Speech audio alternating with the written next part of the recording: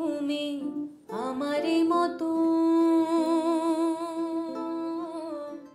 কাঁদিও কাঁদিও, তুমি আমারই মতো কাঁদিও কাঁদিও, কৃষ্ণ কৃষ্ণ না বদনে বলিও আমারই মতো কাঁদিও কাঁদিও, কৃষ্ণ কৃষ্ণ না বদনে বলিও।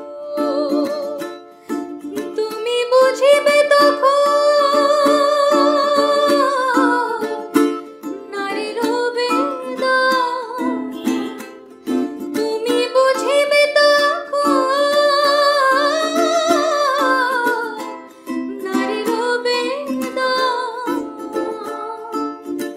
রাধার প্রাণে কত ব্যথা। বনমালী তুমি পর জনমে হয় রাধা, বনমালী তুমি পর জনমে হয় রাধা। কান্দিও কান্দিও আমার মতন তুমি কান্দিও, কৃষ্ণ কৃষ্ণ নাম বদনে বলিও, কাঁদিও কাঁদিও আমারই মতন তুমি কাঁদিও, কৃষ্ণ কৃষ্ণ নাম বদনে বলিও। না মানিও না মানিও ননদির বাধা, বনমালী তুমি পর জনমে হয় রাধা, বনমালী তুমি পর জনমে হয় রাধা, পর জনমে হয় রাধা, পর জনমে হয় রাধা। অ্যাক্টিং, ডিরেকশন, গান বাজনা সবেতেই 100 on 100। How is that fair? এটা তোমার সঙ্গে গাইলে পরে, তোমার সঙ্গে কোলাবোরেট করলে পরে আমারটা একটু বেটার হয়, কেন না কি সঙ্গগুণ বলে না, সঙ্গগুণে আমারটা একটু বেটার লাগে। বেশি বেশি হয়ে গেল। হাই, আমি অন্তরা, আর আমি আজকে আমার সাথে নিয়ে চলে এসেছি এমন একজন ব্যক্তিকে যাকে আমি ব্যক্তিগতভাবে খুব রেসপেক্ট করি, and I look up to him. এই রাত তোমার আমার, এইটা লাইনটা শুনলে কেমন একটা হেমন্ত মুখোপাধ্যায় স্যারের সেই কালজয়ী গানের কথা মনে পড়ে যায়। আর সেই সেম নাম নিয়ে হইচই স্টুডিওজে ছবি তোমার নির্দেশনায় কেমন লাগছে? লাগছে তো ভালো, নিঃসন্দেহে। এই ছবিটা এটা এটা আমার কাছে একটা খুব বড় লার্নিং কার্ভ হয়েছে। একটা ছবি বানানো সবসময় যে এটা কঠিন কাজ, একটা বিরাট বড় অ্যাকশন ছবি বানানো, তাতে যেখানে লোক লস্কর প্রচুর প্রচুর ঘোড়া ছুটছে, গোলা চলছে, মারামারি হচ্ছে, সেটা যেরকম এক ধরনের কঠিন, তেমনি আবার একটা বাড়ির মধ্যে জাস্ট দুটো মানুষ, তাদেরকে নিয়ে একটা গোটা ফিচার ফিল্ম, সেটা বানানো আরেক রকমের কঠিন। হ্যাঁ, আর আমার জন্য লার্নিং কার্ভ কেন, কেননা আমি খুব সাহস করে এই কাজটায় নেমেছি যে এরকম একটা ছবি করব যেখানে একটা বাড়িতে জাস্ট দুটো লোক, এবং সেই দুজন মানুষ, এমন দুজন মানুষ আমাদের বাংলার ক্ষেত্রে অন্তত, শুধু কেন বলবো, আমি বলবো ভারতীয় সিনেমার প্রেক্ষাপটে তারা দুজনেই প্রবাদ প্রতিম দুজন অভিনেতা অভিনেত্রী আর কি। হ্যাঁ, অঞ্জন দত্ত এবং অপর্ণা সেন, এবং দুজনেই মাথায় রাখতে হবে শুধু অভিনেতা অভিনেত্রী নন, তারা পরিচালকও বটে। হ্যাঁ, সো এবং আমার তো এই ইন্ডাস্ট্রিতে বা এই সিনেমার জগতে পথ চলা শুরু হয়েছে অঞ্জনদার হাত ধরে আর কি। আই থিঙ্ক এটা দুজনেরই ক্যারিয়ারের one of the best performances. আমার জাস্ট দুটো ছোট্ট এক্সপিরিয়েন্সেস মনে পড়ছে, I just share them with you.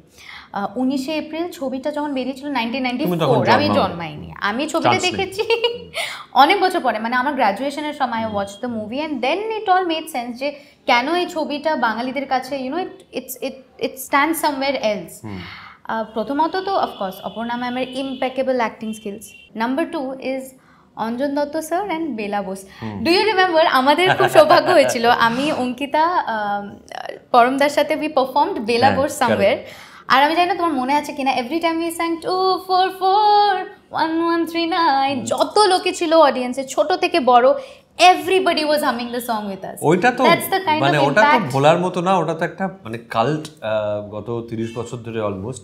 Genuinely kudos to you for bringing this pair, মানে এই অ্যাপ্রোচটা যে বাঙালিদের কত সেন্টিমেন্ট জড়িত with this, with both of them separately and bringing them to the screen together, thinking of something like that, সেটার জন্য মানে kudos বলা to you. যেতে পারে না, সেটাই মানে আমাদের মনে হয় অপর্ণা সেন এবং অঞ্জন দত্তের সঙ্গে আমরা মানে আমরা যারা ছোটবেলায় তোমার থেকে যারা বেশ কিছুটা বড়, যারা অঞ্জন দত্তের গান নিয়ে বড় হয়েছি এবং অপর্ণা সেনের পরিচালনায় অঞ্জন দত্তের অভিনয় যুগান্ততে সেগুলো নিয়ে যারা বড় হয়েছি, তাদের সত্যি সত্যি মনে হয় যে জন্মান্তর ধরে আমরা এদের দুজনকে রিইনভেন্ট করে চলেছি। সেই জন্যই শুরুতে কথাটা কিছুটা হয়তো বলা যেতে পারে যে এই গানটা গাইলাম। আমরা যে গানটা দিয়ে শুরু করলাম বনমালী তুমি, সেটা তো অ্যাকচুয়ালি একটা লোকগীতি।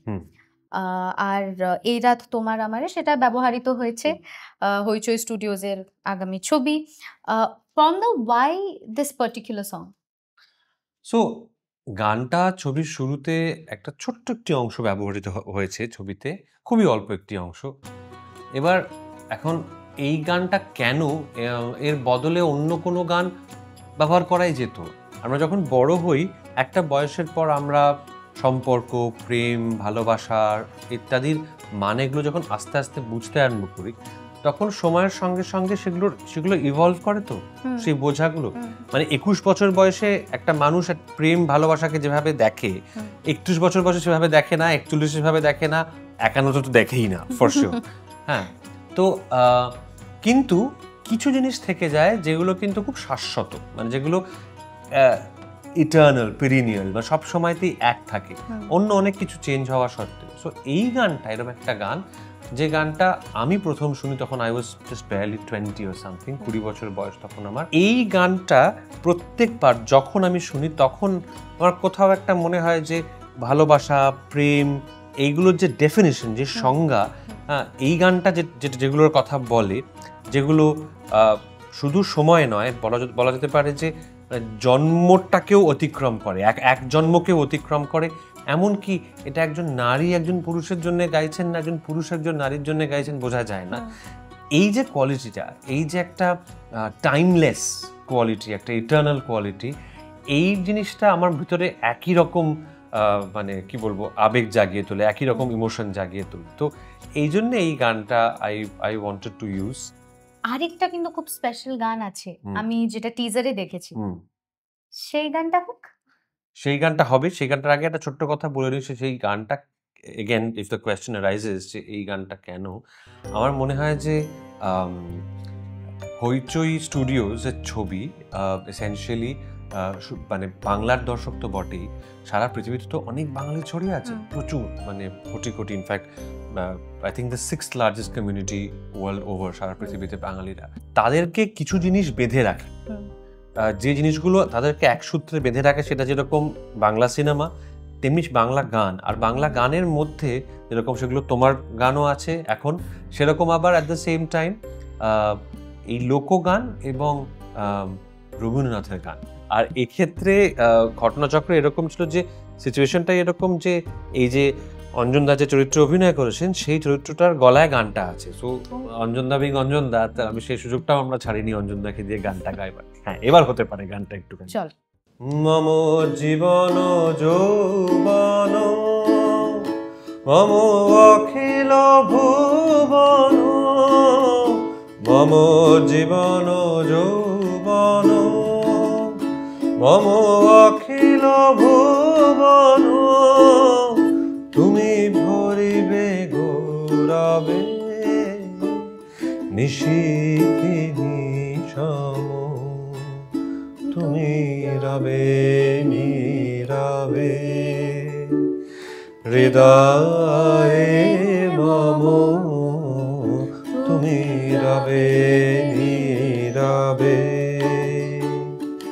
নিবিড় নিভৃত পূর্ণিমা নিশীথি নিশম, তুমি রবে নীরবে হৃদয়ে মম, তুমি রবে নীরবে। তো আমাদেরকে বেশি স্পয়লার্স না দিয়ে if you can tell us what's the USP of the movie, what can people really look forward? আমাদের মানে মনুষ্য জীবনে, মানুষের জীবনে আর কি প্রেম এবং বিবাহ এই দুটো খুব ইম্পর্টেন্ট দুটি ঘটনা, সকলে আমরা জানি। এক একটা মুহূর্ত আসে মানুষের জীবনে, অনেকগুলো বছর একসঙ্গে কাটানোর পর এক একটা সময় আসে, এক একটা দিন বা রাত আসে যখন সেই মুহূর্তগুলো আমরা একে অন্যের সঙ্গে শেয়ার করে নিতে চাই, বা যদি কিছু থেকে থাকে যে কথাগুলো হয়তো আমরা মানে একে অন্যকে বলতে চাই, বা মানে একে অন্য যে এতটা সময় পেরিয়ে এলাম সেটাকে যদি আরেকবার ফিরে দেখতে চাই। এই ছবিটা হচ্ছে সেই মানুষগুলিকে, যে এই ছবিগুলি আমাদের থেকে যারা আমাদের আগের প্রজন্মের হয়তো বা যাদেরকে আমরা দেখেছি যে এত কিছু সত্ত্বেও তারা একসঙ্গে থেকে গেছেন, এটা হচ্ছে বলা যেতে পারে আমার প্রজন্মের বা আমার পরবর্তী প্রজন্মের তাদের দিকে তাকানো, তাদের দেখা একবার নতুন করে। বরং আমাকে একটা কথা বলো, এখন না একটা নোশন হয়ে গেছে, I have heard people say things like Bangla ছবি আর আগের মতো ভিউয়ার্স টানে না, বা বাংলায় ভালো ছবি আর হচ্ছে না, which is Y I think অনেকে আজকাল টিকিট কিনে থিয়েটার্সে গিয়ে বাংলা ছবি দেখা কম হয়ে গেছে। পিপল ওয়েট যে আচ্ছা ওটিটিতে ছবিটা এলে পরে আমরা দেখব। তো সেখানে দাঁড়িয়ে তোমার কি মনে হয় এইটা তোমার আমার কতটা ক্যালকুলেটেড রিস্ক? প্রথমত বলি যে কোনো জিনিস আমরা যখন করি, সেটা ওটিটি হোক, সেটা সিনেমার জন্য হোক, যে কোনো ছবি, risk is always there and it can be calculate. হ্যাঁ, বিকজ দর্শকের মন আমি বুঝে ফেলেছি আগে থেকে, এরা এটাই গিয়ে দেখবে হুড়মুড় করে, আর এই জিনিসটা দেখবে না, এটা বোঝাটা সম্ভব না। কেননা দর্শক নামক জিনিসটি এইটুকু না, দর্শক নামক জিনিসটি এত বড়, এবং এর মধ্যে এত রকমের দর্শক আছে, তারা কে কোন জিনিসটা দেখতে পছন্দ করেন এটা একজন আমার বা তোমার পক্ষে বা 10টা মানুষের পক্ষে বোঝা সম্ভব না। যত সময় সামনের দিকে এগোবে তত যদি আমরা মানে ভাবতে থাকি যে আগের মতো কিছু হচ্ছে না, আগের মতো তো কিছুই নেই, তাহলেই হ্যাঁ, এবার তার মধ্যে থেকে আমাদের যে ক্রিয়েট করার, কিছু তৈরি করার যে স্বাভাবিক প্রবৃত্তি, সেইটা তো দমে থাকবে না কোনোদিন। সেটা দমে গেলে তো তাহলে আমরা সবকিছু তৈরি করাই বন্ধ করে দিতে হবে আর কি।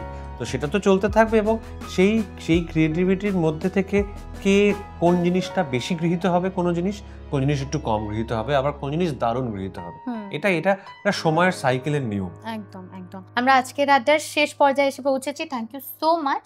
বাট আমরা এখন একটা কুইক দিস আর দ্যাট করব, আনফিল্টার্ড আনসার্স এক্সপেক্টেড। আচ্ছা, ঠিক আছে, ওকে। ওটিটি না সিনেমা? সিনেমা। ঋত্বিক ঘটক নাকি Tapan Sinha? Interesting question, because usually Ritwik Ghatak ও সত্যজিৎ রায় বলে থ্যাংক ইউ যে এটাকে অ্যাভয়েড করে তপন সিনহার নাম করা হয়েছে এখানে। তার কারণ তপন সিনহা আমার ভীষণ প্রিয় একজন ফিল্ম মেকার। ঋত্বিক ঘটকের যে এক্সেন্ট্রিক জিনিয়াস, সেটা সিনেমার ইতিহাসের জন্য প্রচণ্ড গুরুত্বপূর্ণ। হ্যাঁ, এবং সেটাকে পঠন পাঠন করেছি, আমরা পড়েছি, সেটাকে অ্যাডমায়ার করে যাব আজীবন। Tapan Sinha on the other hand is a very underrated film maker. আমার মনে হয় যে তপন সিনহা কিন্তু ওই আর্টিস্ট্রি আর মানুষের ভালো লাগবে, একটু বড় মানে অডিয়েন্সের জন্য ছবি বানানো, এই দুটোর একটা ব্যালেন্স, একটা ভারসাম্য খুব সুন্দর করে তৈরি করতে পারতেন। আচ্ছা, রাত নাকি ভোর? ভোর। Heavy metal, rock? আমি হেভি মেটালের লোক কোনোদিনই ছিলাম না, আমি কোনোদিনই আইডেন্টিফাই করতে পারিনি। হেভি মেটালের যে রাগটা, যে রেজটা, সেটা একটা বিশেষ একটা সামাজিক প্রেক্ষাপট থেকে উঠে এসেছিল একটা সময় আমেরিকাতে। আমার এই দুটোর মধ্যে চয়েস দিলে এনি ডে রক, এবং that is also very essentially very acoustic alternative rock. মানে আমার কাছে the Mark Knopfler body of rock is what suits me, what helps me. একা গিয়ে ছবি দেখা না কারোর সাথে গিয়ে ছবি দেখা? একা। কারোর সাথে কেন না? I mean isn't that supposed to be more? না, মানে আমার ওই লোকে খুব জানি ছোটবেলা থেকে খুব রোমান্টিসাইজ করে এসছে, প্রেমিক প্রেমিকা একসঙ্গে গিয়ে ছবি দেখতে যাবে, আমিও করে টরেছি সেগুলো, সেটা আমার স্বীকার করতে পারবো না। কিন্তু মানে আমার সময়ের সঙ্গে আমি বুঝতে পেরেছি যে আমার প্রেমিকা বা আমার প্রেমের মানুষটা সিনেমাটা যেটা পর্দায় চলছে, সেখানে পাশের লোকের দিকে আমি যদি মন দিই তাহলে তো মানে দুটোর মধ্যে মনটা ভাগ হয়ে যাচ্ছে, সেটা না করাই ভালো। ওটার জন্য আলাদা সময়, এটার জন্য আলাদা সময়। পরেরটা টাফ। হ্যাঁ, বেলা বোস না ম্যারিয়ান? ম্যারিয়ান। ও দ্যাট সিম্পল? 100%। ওটা ম্যারিয়ানটা একটা সিনেমা আমার কাছে, দুটোই।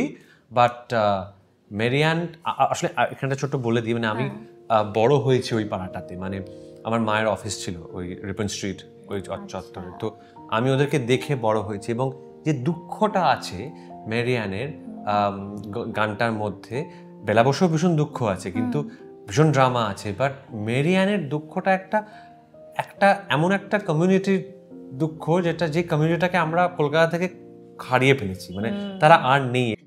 মৌচাকের মিষ্টি না নকুর? নকুর। প্ল্যান্ড ট্রিপ না unplanned gateway? Unplanned gateway. Awesome. That was super quick. Thank you. This was so much fun.